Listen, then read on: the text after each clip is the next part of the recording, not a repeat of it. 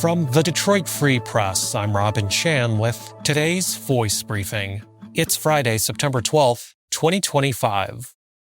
For the Detroit Free Press, I'm Kristen Shamus with a story about an Upper Peninsula hospital that said no thanks to a $1.2 million grant from the state of Michigan. Lawmakers carved out the money for Aspirus Ironwood Hospital in the 2025 fiscal year budget to help it cover the cost of obstetric and gynecological care. But Aspirus rejected the money September 5th, the same day that it announced plans to close the hospital's birthing center. The closure of the labor and delivery unit means there will be fewer places for women in the remote western part of the UP to give birth. Their only options, once the birthing center closes on December 31st, will be to deliver their babies at home, or in the emergency room at the Ironwood Hospital, or to drive an additional 45 miles across state lines to deliver their babies at Tamarack Health in Ashland, Wisconsin. Jason Moon, a spokesperson for the Michigan Department of Labor and Economic Opportunity, said the state made 10 attempts to get Aspirus to take the grant money, starting in November 2024. Now, the money will be returned to the state's general fund. Aspirus Health issued a statement to the Free Press saying it had difficulty recruiting a medical team to run the birthing center. And in an already rural area with fewer people having babies, continuing to operate a 24-hour labor and delivery unit would be unsustainable. The hospital said it will continue to provide prenatal and postnatal care even after the birthing center closes. To learn more, go to freep.com.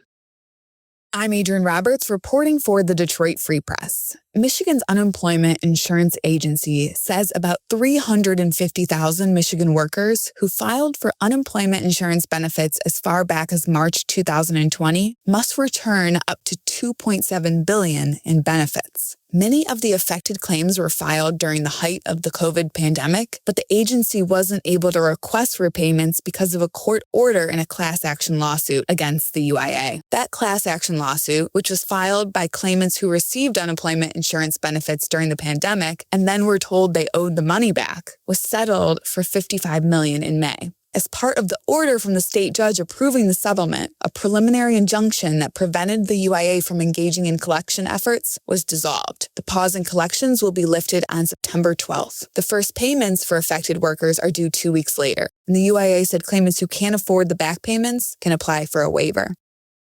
I'm Sue Salaski, Detroit Free Press food and restaurant writer. A 50-seat Traverse City eatery is hailed as one of the best in the U.S. right now, making the New York Times list of the 50 best restaurants in America. And it's the only Michigan restaurant to do so. Ranking among the list of 50 is Northern Michigan's Modern Bird restaurant. Modern Bird's designation on the list gives a big nod to not only the eatery at 541 West Front Street, but to the Traverse City area and its overall restaurant scene. The New York Times writer cited Traverse City as having a strong farm-to-table scene and says that Modern Bird's chef-owner, Andy Elliott, quote, plays with textures in ways that leave a lasting impression. Andy Elliott is from Chicago and owns Modern Bird with his pastry chef wife, Emily Stewart, who hails from Kalamazoo. The couple came to Traverse City from Chicago. They met while working at a Michelin star restaurant in Chicago. While Elliott helms the restaurant as chef, Stewart makes the restaurant's breads and desserts. Since its July 2022 opening, Modern Bird kudos include a restaurant shout-out in a December 2024 Wall Street Journal feature that included Traverse City in the 10 best places to go in 2025. Other shout-outs were in Midwest Living Magazine and Eater Detroit.